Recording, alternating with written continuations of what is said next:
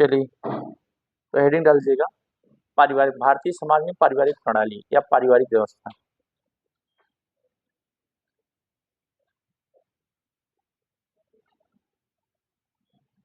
चलिए क्वेश्चन लिखिएगा, क्वेश्चन लिखिएगा, वर्तमान वैश्वीकरण के युग में भारतीय समाज में पारिवारिक प्रणाली या पारिवारिक व्यवस्था, लिख दें क्या?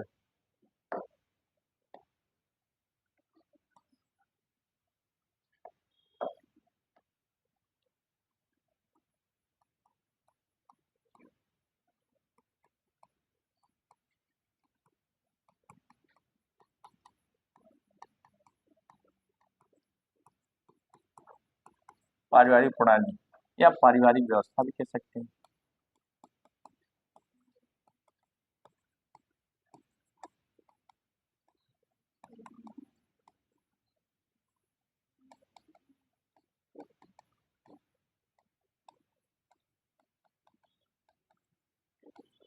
Family system in India society, इस पे हम लिखेंगे, बात कैसे करेंगे, देखेंगे ये है क्या, इसका परिचय देखेंगे, इसकी विशेषताएं देखेंगे,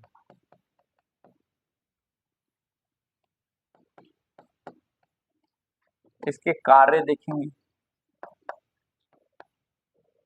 ठीक, और वर्तमान में, एक मिनट, इसके कार्य, नेक्स्ट हम देखेंगे परिवार के प्रकार, कितने प्रकार के होते हैं परिवार, है ना, और परिवार पर वर्तमान स्थितियों का प्रभाव या वर्तमान घटनाओं का प्रभाव, घटनाओं का अर्थ होता है औद्योगिकरण इत्यादि, ये हम देखेंगे। तो घटनाओं में अगर हम बात करें, ये लाइव चल रहा है क्या? हाँ चल रहा है, कैसे बुलाइए। घटनाओं की अगर हम बात करेंगे तो हम घटनाओं में क्या क्या देखेंगे, एक तो औद्योगिकरण का प्रभाव देखेंगे, यानी सेकेंडली हम देखेंगे वैश्वीकरण। जब हम औद्योगिकरण की बात करेंगे, है ना, तो औद्योगिकरण में नगरीकरण अपने आप शामिल हो जाएगा, क्योंकि उद्योगों के ही कारण नगरों का विकास हुआ और व्यक्ति अच्छी जीवन शैली के लिए नगरों की ओर पलायन हुआ, पारिवारिक संरचना में परिवर्तन हुआ। चल रहा है? नहीं नहीं, वो तो ठीक है, लेकिन एक बार बता दिए होते ना तो मैं और अपने, मुझे लगा भी आप आएंगे चेक करेंगे, ठीक है, बता दिया करेंगे। तो यहाँ पे क्या हुआ, यहाँ पे ग्लोबलाइजेशन का परिवार के ऊपर क्या इफेक्ट है, इंडस्ट्रियलाइजेशन का क्या है, और आपका अर्बनाइजेशन, इंडस्ट्रियलाइजेशन में अर्बनाइजेशन के कॉन्सेप्ट छिपे होते हैं। अब एक सवाल लिखिएगा, ये बना लीजिए, सभी लोग ये डायग्राम बना लीजिए, बन गया।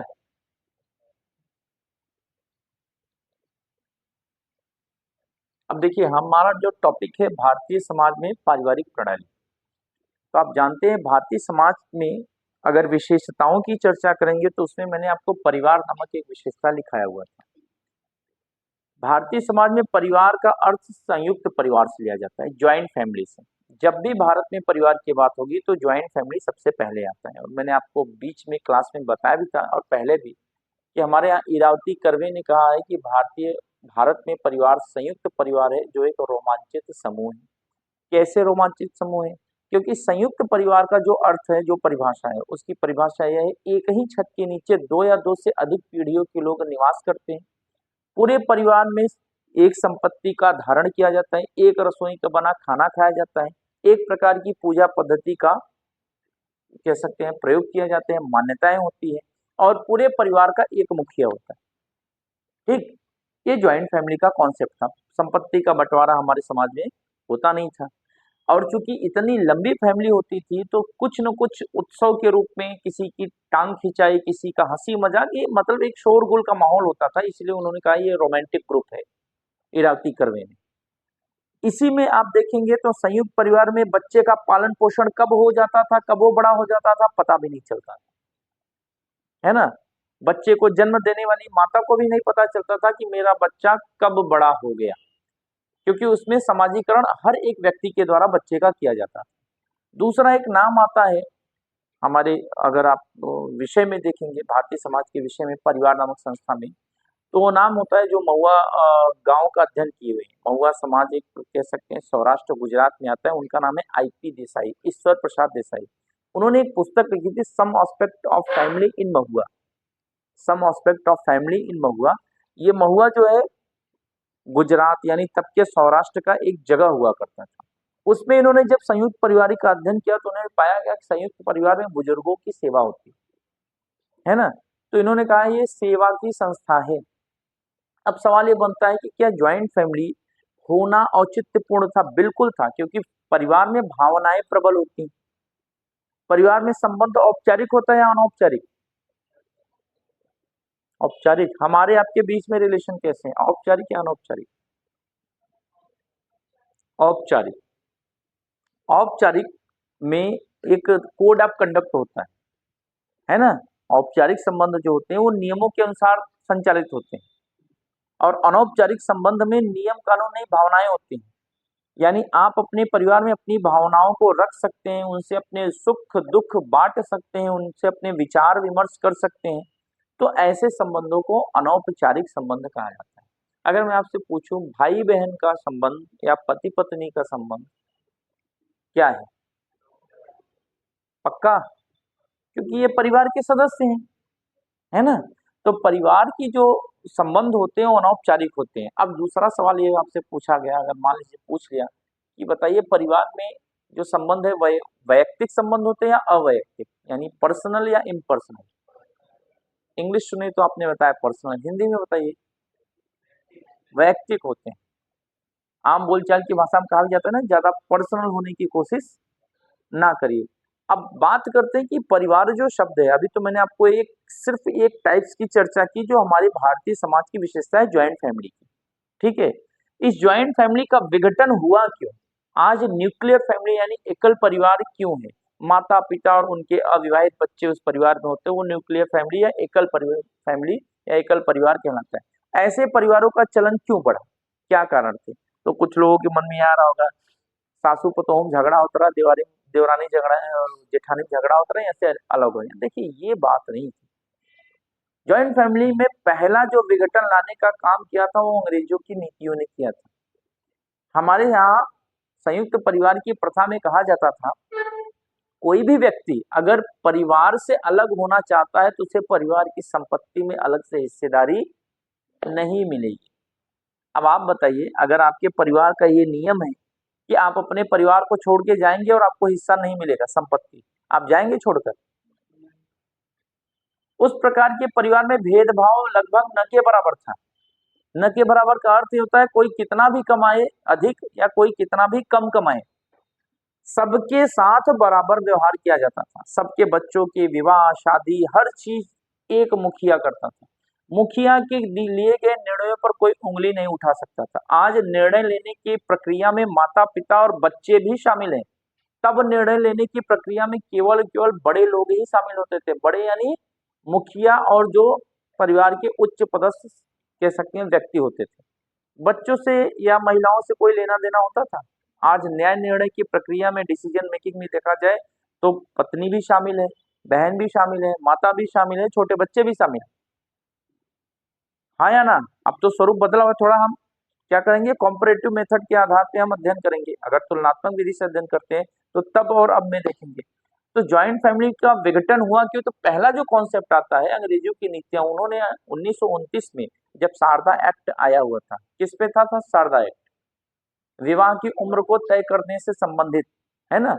हर विलास राय शारदा, उनके प्रयत्नों से शारदा एक्ट जाना जाता है। उसी समय 1929 में एक कॉन्सेप्ट एक लॉ आया, हिंदू उत्तराधिकार अधिनियम पहला। उसमें अंग्रेजों ने कहा कि अगर कोई व्यक्ति अपनी ज्वाइंट फैमिली से अलग होना चाहता है तो परिवार में उसकी संपत्ति में जो उसकी हिस्सेदारी होगी परिवार द्वारा उसे दिया जाएगा।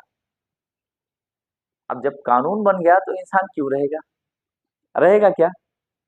तो पहला विघटन तो ये शुरू हुआ, लेकिन तब से अब तक भी हमारे समाज में ज्वाइंट फैमिली देखा गया। लेकिन जब इंडस्ट्रियलाइजेशन हमारे देश में बढ़ा और नगरों की उत्पत्ति हुई, बड़े बड़े नगर बसाए गए, नगरों में मशीनीकरण, औद्योगिकरण, कारखाने, फैक्ट्रियां हुई, तो व्यक्ति रोजगार की तलाश में नगरों की तरफ आया, है ना। और वो नगरों की चकाचौंध सुविधाओं और नगरों में गांव की अपेक्षा अत्यधिक स्वतंत्रता देख कर वो यहाँ रहना पसंद किया। और धीरे धीरे धीरे धीरे वो जब रह रहा है तो उसके परिवार भी, यानी उसके बीवी बच्चे भी आने लगे, तो एक कॉन्सेप्ट तय हो गया, एक सेट हो गया मैटर, क्या कि अब हम नगर में ही रहेंगे, यहाँ अच्छी शिक्षा है, अच्छा स्वास्थ्य की व्यवस्था है ना, अच्छी कमाई है, किसी से कोई लेना देना नहीं, कोई रूढ़िगत प्रथाएं है नहीं, कोई बाध्यता है नहीं, बड़ा स्वतंत्र है। तो एक तो कारण ये था कि ज्वाइंट फैमिली टूटा। अभी एक रिपोर्ट आई यूएन की, उस रिपोर्ट में कहा गया कि 2025 तक आते आते भारत के गांवों में केवल 40% ही आबादी बचेगी, 60% आबादी किधर शिफ्ट होगी, नगरों में। और बहुत दिन बाद की अगर मैं बात की चर्चा करूं तो वो छोड़ दीजिएगा, अभी भी अगर आप अपने गांव में देखिए तो गांव में मैक्सिमम घर ऐसे हैं जिसमें केवल बुजुर्ग बचे हैं, केवल बुजुर्ग बचे हैं। बहू बेटे ये सब कमाने के लालसा से और अपना स्थायी परिवार बसाने की लालसा से वो नगरों में शिफ्ट हो गए।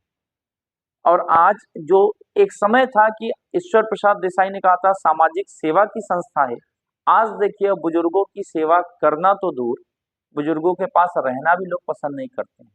अब उनके लिए उनका अपना ही पुश्तैनी घर एक विजिटिंग टूरिस्ट पैलेस लगता है ना। वो गए, जो फंक्शन है उसको निभाए किए और तुरंत चल दिए। रहना पसंद करते हैं, नहीं करते हैं। तीसरा जो है वैश्वीकरण है, ग्लोबलाइजेशन है, भूमंडलीकरण इसे कहा जाता है। वैश्वीकरण का अर्थ क्या होता है, एनीवन? हाँ, बताइए सर जी।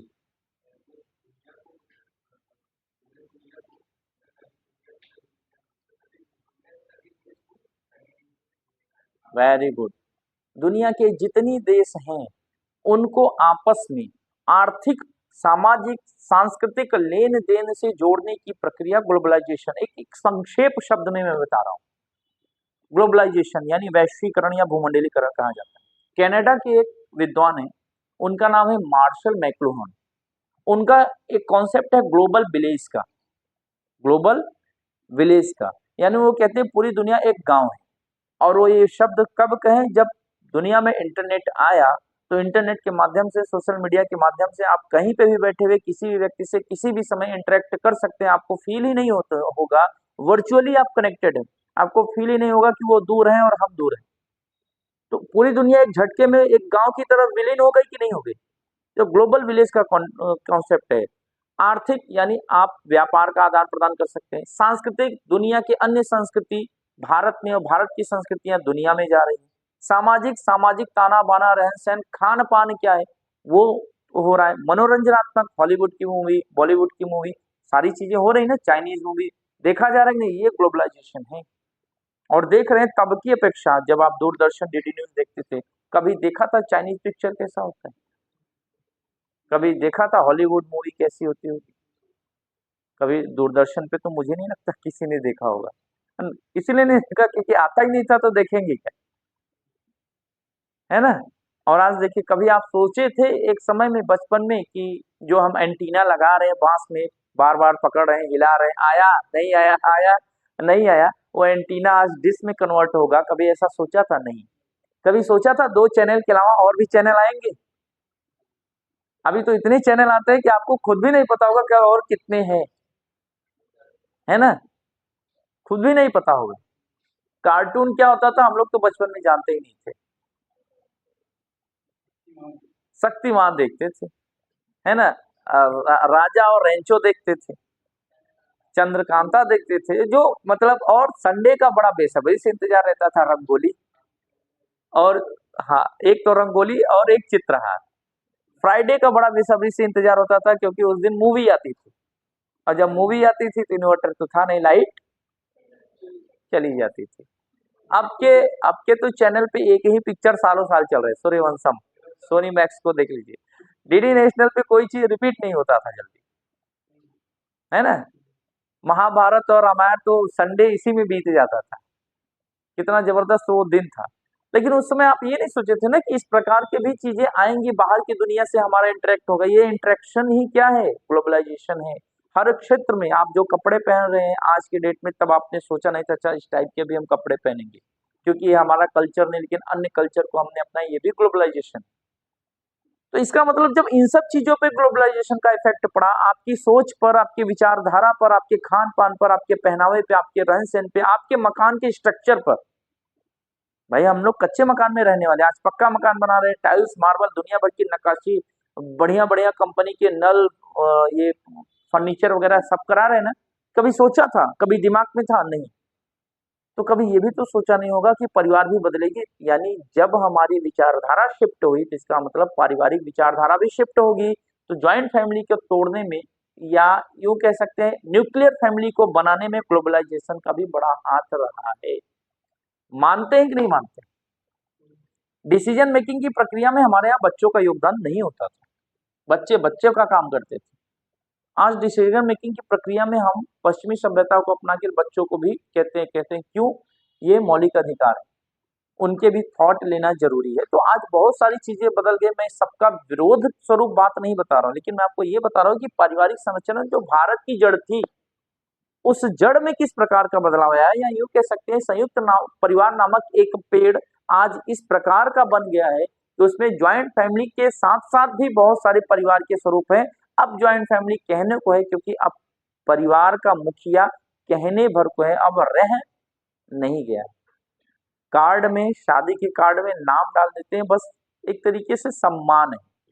लेकिन बातें मानने के लिए पहले बेटी बेटियों की शादी में क्या देना है, क्या लेना है, किन्हें बुलाना है, ये ऊपर के लोग तय करते थे। कभी कोई व्यक्ति अपने दोस्त यार को इनवाइट नहीं किया होगा। आज तो यहाँ दोस्त यार आ जाते हैं, कमरे खाली हो जाते हैं, तो भैया हमारे दोस्त आने वाले हैं, है ना। ये चीजें हो रही नहीं हो रही, देख रहे हैं ना।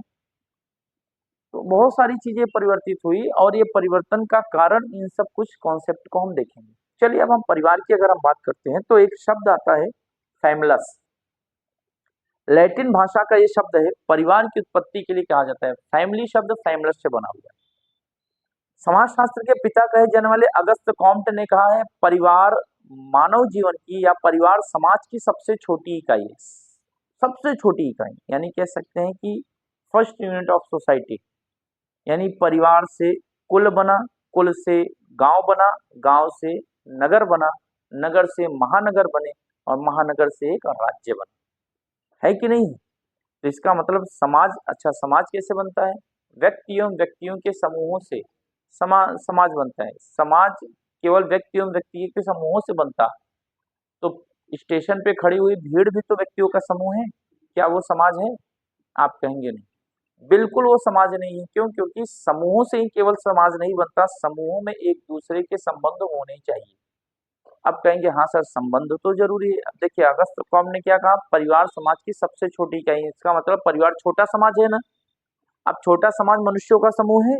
वो समूह क्यों बना? क्योंकि एक दूसरे की आवश्यकता एक दूसरे से पूरा होंगी, और जब एक दूसरे की आवश्यकता एक दूसरे से पूरी होंगी तो एक दूसरे के बीच में संबंध होगा। पारिवारिक संबंध को नातेदारी कहा जाता है, लेकिन इसके बड़े स्वरूप में यानी सामाजिक संबंध को सामाजिक संबंध कहा जाता है। इसीलिए एक और विचारक आते हैं जो इस थॉट को रखते हैं, मैकाई और पेज कहते हैं समाज सामाजिक संबंधों का जाल है। यानी संबंध किसके बीच में बने? व्यक्ति और व्यक्ति, या व्यक्ति और समूहों के बीच में बने, तब जाके पता चलता है एक सोसाइटी है। आप कहते हैं ना हमारी सोसाइटी क्या कहेगी, चलिए आप कुछ गलत कहते हैं हमारा समाज क्या कहेगा। एक बात बताएं, आपके समाज से तात्पर्य क्या है? आपके गांव, आपके नातेदार, आपके रिश्तेदार, या फिर महाराष्ट्र का कोई गांव जहां आप रह रहे हैं ना। आपको मालूम नहीं ना कि महाराष्ट्र का कोई गांव है, सपोज करिए कोई भी नाम ले लीजिए एक्स वाई जेड, आप कहेंगे मुझे उनसे क्या मतलब, क्योंकि आपसे न उनकी कोई आवश्यकता है, ना कोई जरूरतें, ना कोई रिलेशन है ना। तो परिवार समाज की सबसे छोटी इकाई है, क्योंकि परिवार में सदस्य बढ़ते हैं तो उसका आकार बढ़ता है, आकार बढ़ने से धीरे धीरे छोटे छोटे समाज का निर्माण होगा। जब नव पाषाण काल में मनुष्य ने पहिए का आविष्कार किया, नवपाषाण काल में मनुष्य ने पहिए का आविष्कार किया तो खेती का युग आया, कृषि का।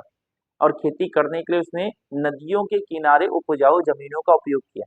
अब खेती करेंगे तो जंगली जानवरों से बचाने के लिए रहना भी होगा, तो धीरे धीरे वो रहना शुरू किए।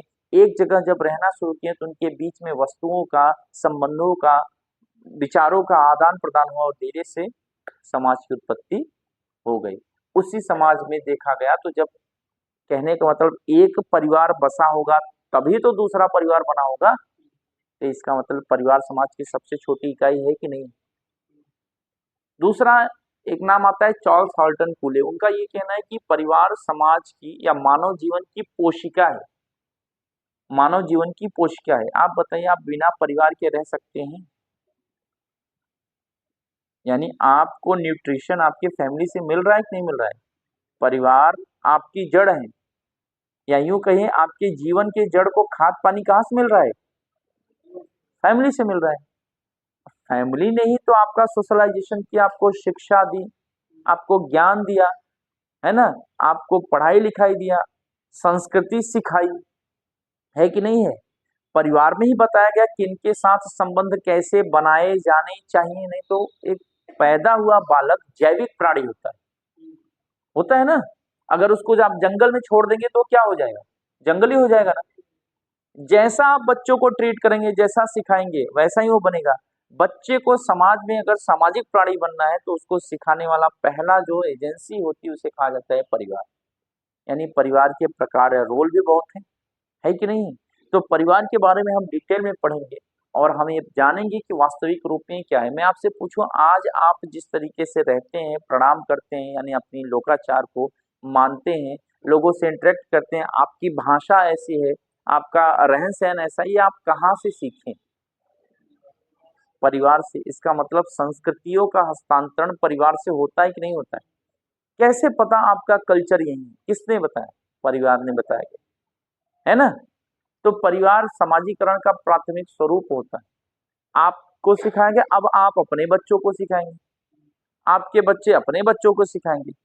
नहीं तो क्या हमें मालूम था होली दीपावली क्या होता है? ये तो कहीं ना कहीं हमें सिखाया गया है ना। हमारी दादी नानी मम्मी जी वैवाहिक पद्धति को बड़ा डीपली जानती है, कैसे पता? वो भी तो सीखी होंगी। आने वाले टाइम में हम लोग सीखेंगे, है ना।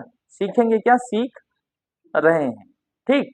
और जब सीख रहे हैं तो पुराने के साथ साथ कुछ नए को लेकर भी चल रहे हैं। क्लियर हो रहा है? एक क्वेश्चन लिखिए, फिर उस क्वेश्चन को हम लोग जैसे जैसे आगे बढ़ेंगे डिस्कशन करते जाएंगे कि वास्तविक रूप में क्या प्रभाव पड़ा। क्वेश्चन क्या है, लिखिएगा। वर्तमान वैश्वीकरण के युग में, क्वेश्चन है, वर्तमान वैश्वीकरण के युग में संयुक्त परिवार का जीवन चक्र, वर्तमान वैश्वीकरण के युग में संयुक्त परिवार का जीवन चक्र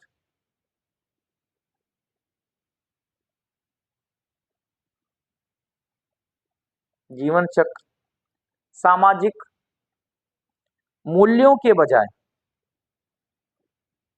वर्तमान वैश्वीकरण के युग में संयुक्त परिवार का जीवन चक्र सामाजिक मूल्यों के बजाय आर्थिक कारकों पर निर्भर करता है।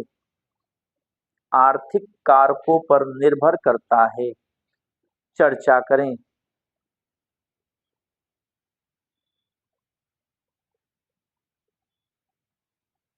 चर्चा करें।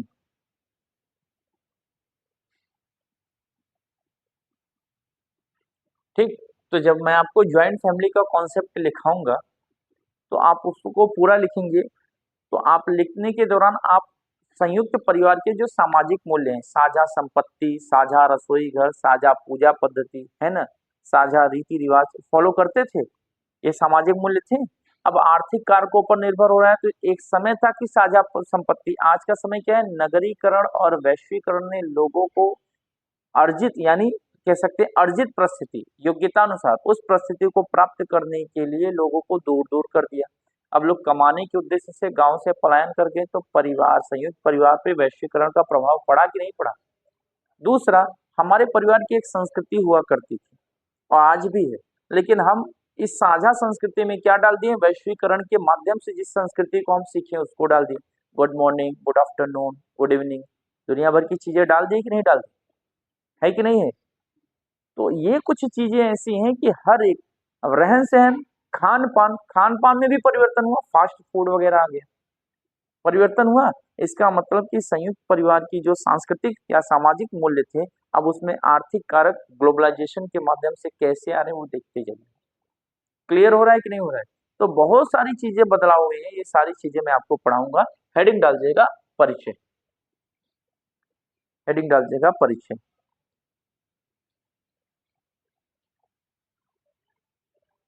लिखिएगा परिवार,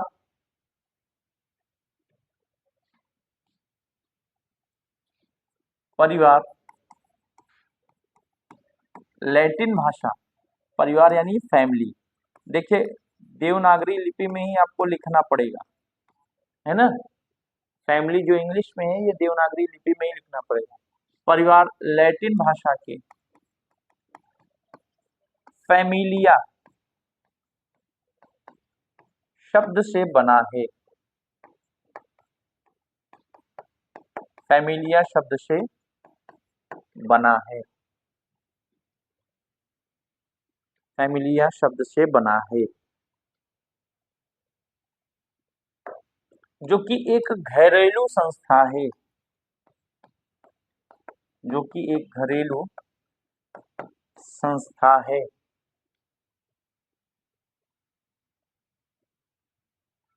जो कि एक घरेलू संस्था है। अन्य शब्दों में, अपने जीवन काल, अपने जीवन काल के महत्वपूर्ण चरणों के साथ, अपने जीवन काल के महत्वपूर्ण चरणों के दौरान, चरणों के दौरान एक साथ, एक साथ अपने जीवन काल के महत्वपूर्ण चरणों के दौरान एक साथ रहने वाले सामाजिक या जैविक अथवा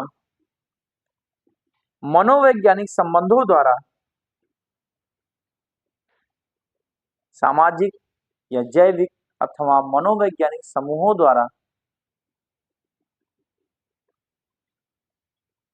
एक मिनट, मनोवैज्ञानिक संबंधों द्वारा, मनोवैज्ञानिक संबंधों द्वारा एक दूसरे से, मनोवैज्ञानिक संबंधों द्वारा एक दूसरे से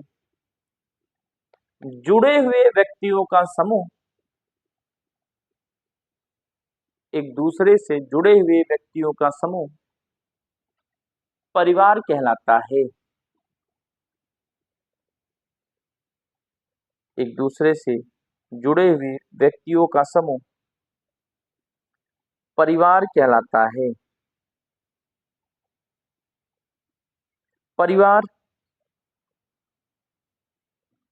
एक मौलिक सामाजिक संस्था के रूप में समाज की सबसे छोटी इकाई होती है। परिवार एक मौलिक सामाजिक संस्था के रूप में समाज की सबसे छोटी इकाई होती है, जो मानव जीवन की पोशिका के रूप में जानी जाती है। समाज की सबसे छोटी इकाई या समाज की सबसे छोटी कोशिका यानी सेल, सबसे छोटी इकाई या सबसे छोटी कोशिका होती है, जो मानव जीवन की कोशिका के रूप में स्थापित रहती है, जो मानव जीवन की कोशिका के रूप में स्थापित रहती है।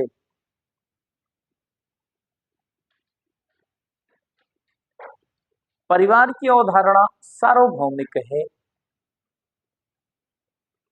परिवार की अवधारणा सार्वभौमिक है।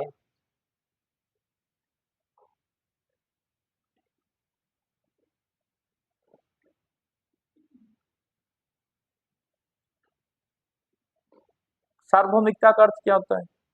Universalism, anyone?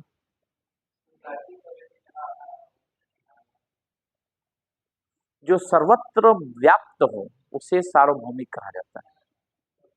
एकदम छोटे से शब्दों में जो सर्वत्र व्याप्त हो, अगर मैं कहूं ऑक्सीजन, तो पृथ्वी पे लगभग सर्वत्र जगह व्याप्त है। मैं कहूं मनुष्य, तो आप कहेंगे पृथ्वी पर सर्वत्र व्याप्त है, तो मनुष्य की अवधारणा सार्वभौमिक है। ऐसे ही परिवार की अवधारणा सार्वभौमिक है। आप कहेंगे नहीं सर, समझ नहीं आया, तो ईमानदारी से बताइएगा समझ में आया या नहीं आया। क्या परिवार हर जगह व्याप्त है, इसका अर्थ क्या है? सार्वभौमिक मतलब हर जगह व्याप्त होना, इसका अर्थ क्या है? परिवार के स्वरूप भारत में भी पाए जाते हैं, अमेरिका में भी पाए जाते हैं, जनजातीय यानी जंगलों में भी पाए जाते हैं। फर्क इतना है कि उनके स्वरूप अलग अलग हैं, लेकिन कहलाएंगे तो फैमिली। हाँ या ना? कहीं पे आइसोलेटेड न्यूक्लियर फैमिली है, कहीं पे न्यूक्लियर फैमिली है, कहीं पे पेट्रियार्कल फैमिली है, कहीं पे मैट्रियार्कल फैमिली है। परिवार हर जगह है। मातृ मैट्रियार्कल यानी मातृसत्तात्मक, पेट्रियार्कल मतलब पितृसत्तात्मक, है ना? कहीं पे बेस्ड ऑन डिसेंट, वंश के आधार पे परिवार चल रहा है। कहीं एक्सटेंसिव फैमिली है, विस्तृत परिवार है, ज्वाइंट फैमिली है, न्यूक्लियर फैमिली। फैमिली के बहुत सारे प्रारूप हैं, लेकिन कहलाएगा तो परिवार ही। आप कोई भी न्यूज देखते होंगे दुनिया का, तो कहा जाता होगा जब भी कोई ऐसी चीज, डोनाल्ड ट्रंप अपने परिवार के साथ भारत आ रहे हैं, इसका मतलब परिवार का जो ये कह सकते हैं अवधारणा है, केवल भारत तक तो है नहीं। हाँ, हर जगह स्वरूप चेंज है, लेकिन है, ये मानते हैं कि नहीं मानते? ठीक वैसे ही है कि मनुष्य एक सार्वभौमिक प्राणी है, हर जगह व्याप्त है, स्वरूप परिवर्तित है। कुछ एरिया ऐसे हैं जहाँ केवल अश्वेत लोग पाए जाते हैं, जैसे विषुवत रेखा के आसपास रहने वाली जगह। मैं एक जगह को स्पेसिफाई तो कर नहीं सकता। अब आपके मन में आएगा सर, वेस्ट इंडीज कैरेबियन प्रायद्वीप जो है वो तो विषुवत रेखा के पास तो है नहीं, तो उसका एक इतिहास है कि गुलामों का जब व्यापार होता था, है ना, तो अंग्रेज ले जाके वहां पे उनका खरीद फरोख्त करते थे, ठीक, बेचते थे। धीरे धीरे वो वहीं पे रह गए। जब रह गए तो उनकी वंश वहां पे बढ़ी और वहां पे वो उसी प्रजाति के रूप में जाने जाते हैं। लेकिन मैक्सिमम विषुवत रेखा पे रहने वाले देशों के आसपास के लोगों का जो चेहरा रंग रूप होता है वो अश्वेत ही होता है ना? मानते कि नहीं मानते? ध्रुवों के निकट रहने वाले लोग श्वेत कलर के होते हैं, श्वेत रंग के। तो स्वरूप में परिवर्तन है कि नहीं है? भाषा में परिवर्तन हो सकता है, खान पान में परिवर्तन हो सकता है, इवन आइडियोलॉजी चेंज हो सकती है, लेकिन कहलाएंगे तो मानव ही। क्लियर हो रहा है कि नहीं हो रहा है? वैसे ही परिवार की भी अवधारणा क्या है? सर्वत्र व्याप्त है। मैंने आपको बताया कि परिवार कुछ संबंधों का एक समूह है। संबंध क्या है? सामाजिक, जैविक और मनोवैज्ञानिक। अब ये तीन कैटेगराइजेशन मैंने किया, जरा मुझे बताइएगा सामाजिक संबंध किसे कहते हैं, जैविक का यहाँ पे परिवार के संदर्भ में क्या होगा, और मनोवैज्ञानिक के रूप में क्या होगा। तो ज्यादा समय आप सबका मैं बर्बाद नहीं करूंगा, क्योंकि मुझे पता है आप सबको अभी स्टार्टिंग पीरियड है तो मालूम नहीं होगा। सामाजिक का अर्थ होता है वैवाहिक संबंध, यानी विवाह संबंध। जैसे पत्नी विवाह के माध्यम से परिवार से जुड़ती है, हाँ या ना? ठीक, तो पत्नी हो गई। जैविक में हो गया पुत्र, पुत्री, माता, है ना, पिता, चाचा, भाई बहन, चाची। चाची नहीं जुड़ेगी? और चाचे, चाचा चाची का लड़का लड़की, वो जैविक होंगे। जो रक्त संबंधी, यहाँ पे जैविक का अर्थ होता है ब्लड रिलेशन, यानी रक्त संबंधी, कॉन्संग्वेनियस फैमिली, रक्त संबंधी। तो रक्त संबंधों पे जोड़ने वाले परिवार के सदस्य होंगे। अब आते हैं मनोवैज्ञानिक। मनोवैज्ञानिक में आते हैं गोद लेने वाले व्यक्ति, गोद से शामिल या गोद लेने वाले व्यक्ति या सदस्य, है ना, गोद लेने वाले व्यक्ति या सदस्य। तो ये हुए। हालांकि जो गोद लेने वाले होते हैं, इन्हें गोद लिया गया सदस्य को दत्तक कहा जाता है। देखा जाए तो कानूनन ये जो दत्तक होते हैं ना, ये रक्त संबंधी में शामिल है। कानूनी रूप से। लेकिन आप साइकोलॉजिकली देखेंगे तो ये गोद लेने वाला सदस्य मनोवैज्ञानिक कहलाता है। सवाल जब बना कि गोद लिया हुआ पुत्र पुत्री क्या वो वैवाहिक संबंधी होंगे या रक्त संबंधी, तो सरकार ने कहा नहीं, आपने गोद लिया है, आप पालन पोषण कर रहे हैं, आप उसके संबंधी है, तो आपको वो रक्त संबंधी ही माने जाएंगे। मनोवैज्ञानिक में एक और आते हैं जिनसे आप अपना क्या जोड़ते हैं, रिश्ता जोड़ते हैं। चलिए एक सवाल मैं पूछ रहा हूं, अपने पूर्वजों को आप लोगों ने देखा है? जैसे कितने लोग हैं जिन्होंने अपने दादा या दादी को नहीं देखा है? चलिए, लेकिन आप उनके नाती नातिन के नाम से जाने जाते हैं, देखा तो नहीं है ना, लेकिन आप साइकोलॉजिकली रूप से उनके खानदान से जुड़े हुए हैं। इसका मतलब आपके पूर्वज भी इस परिवार के सदस्य माने जाएंगे कि नहीं, है ना? कहेंगे सर वो कैसे होंगे? अरे भैया, पिंडदान किसका होता है? समझ में आ रहा है कि नहीं आ रहा है? अब क्लियर हो रहा है? जो आप परिवार समझे हैं उस परिवार से ये जो पढ़ रहे हैं परिवार कितना डिफरेंट है। हाँ, तो जो मैंने आपको ये सामाजिक जैविक मनोवैज्ञानिक लिखा है, ये समझ में आया कि नहीं है? क्लियर हो रहा है? अगर आपसे पूछ ले, हालांकि चूंकि आपके जो एग्जाम का नेचर है ना, मेंस ओरिएंटेड, इसमें तो ऐसा पूछेगा नहीं, लेकिन सपोज कोई अगर आपसे ऐसा पूछ ले कि परिवार नामक चैप्टर पढ़े हो, कहेंगे हाँ भैया पढ़े। अच्छा बताओ, सामाजिक या वैवाहिक संबंधी में कौन कौन शामिल होगा, तो आप क्या बताएंगे? पत्नी, चाची, है ना, हाँ, फूफा, मौसा, जीजा, है ना, और कुछ लोग कह रहे हैं साली।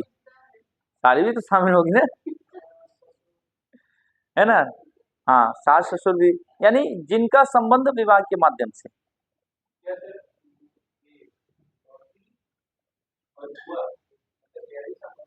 बिल्कुल, आपका रक्त संबंध है ना, आपके पिता की बहन बुआ। इसका मतलब आपका आपके पिता से रक्त संबंध है तो आपके बुआ से भी तो रक्त संबंध होगा। एक अगर देखेंगे धारा, तो दादा से दो शाखा निकली, एक बुआ एक पिताजी, और आप पिताजी से जुड़े हुए हैं। जब फैमिली का स्ट्रक्चर पढ़ेंगे तो फैमिली का एक स्ट्रक्चर बनाया जाता है, वो स्ट्रक्चर ऐसा है ना?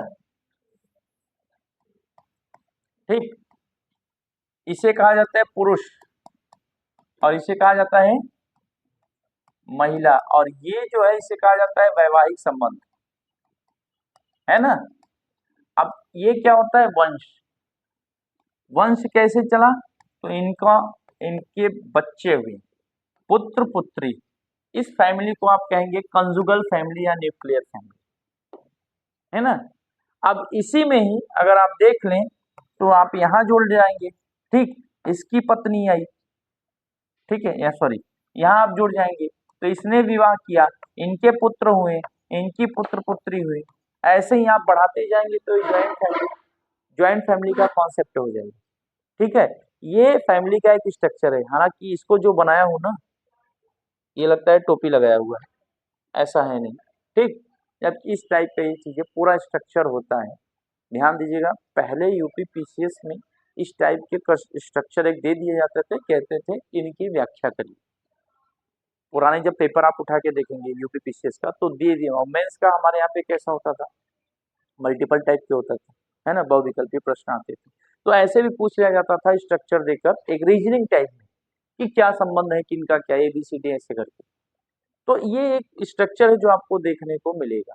पैराग्राफ चेंज करके मैं आप इसको आपको मैं लिखा दूं, सामाजिक, जैविक और मनोवैज्ञानिक, ताकि आपके लिए शब्द और आसान मिल जाए। चलिए पैराग्राफ चेंज करके लिखेगा, यह यानी परिवार ऐसे लोगों का समूह है। हालांकि मैं आपको सैद्धांतिक रूप में लिखा दिया हूं, बट व्यवहारिक रूप में लिखा रहा हूं। परिवार ऐसे लोगों का समूह है जो कि रक्त विवाह, जो कि रक्त ब्रैकेट में लिखेगा जैविक विवाह, कॉमा लगा के लिखना है, रक्त ब्रैकेट में जैविक ब्रैकेट क्लोज, विवाह ब्रैकेट में सामाजिक ब्रैकेट क्लोज, तथा तथा गोद ब्रैकेट में लिखेगा मनोवैज्ञानिक। लेने से संबंधित हैं, लेने से संबंधित हैं, जो एक साथ रहते हैं, जो एक साथ रहते हैं अथवा निकट रूप से जुड़े हुए,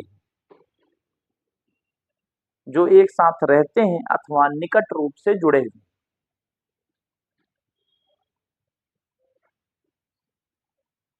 कुछ थोड़ा सा आपका क्लियर हुआ स्टैंड फैमिली के कॉन्सेप्ट में, परिवार के संबंध में थोड़ा सा आपका थॉट प्रोसेस बढ़ा अभी तक? हाँ जी, बिल्कुल, वो भी सामाजिक और जैविक से जुड़ेगा। पति पत्नी नातेदार हैं कि नहीं? तो वैवाहिक संबंधी है। पिता पुत्र नातेदार हैं? कहते हैं भैया आपका उनसे क्या संबंध है। नातेदार को स्वजन भी कहा जाता है, बंधु भी कहा जाता है, नातेदार भी कहा जाता है, इंग्लिश में उन्हें किन कहा जाता है। और उस संबंध को नातेदारी कहा जाता है, स्वजनता कहा जाता है, रिश्तेदारी कहा जाता है या बंधुता कहा जाता है, उसे किनशिप कहते हैं। अब जैसे आप कहते हैं, सपोज करिए आप हैं और आपके भाई हैं, तो कहते हैं ये हमारे बंधु हैं, कहते हैं कि नहीं कहते हैं? बंधु बांधव या भ्राताश्री, इसका मतलब आपका इनसे कैसा संबंध है? भाई का संबंध है। ये भाई किस रूप में आएंगे? ये जैविक यानी रक्त संबंधी आते हैं। जब मैं आपको नातेदारी पढ़ाऊंगा तो नातेदारी की कई कैटेगरी बांटी गई है। एक विचारक आते हैं जिनका नाम है जीपी मर्डॉक, है ना, जॉर्ज पीटर मर्डॉक। उन्होंने एक पुस्तक लिखी थी सोशल स्ट्रक्चर। उस पुस्तक में उन्होंने 250 समाजों का अध्ययन किया था।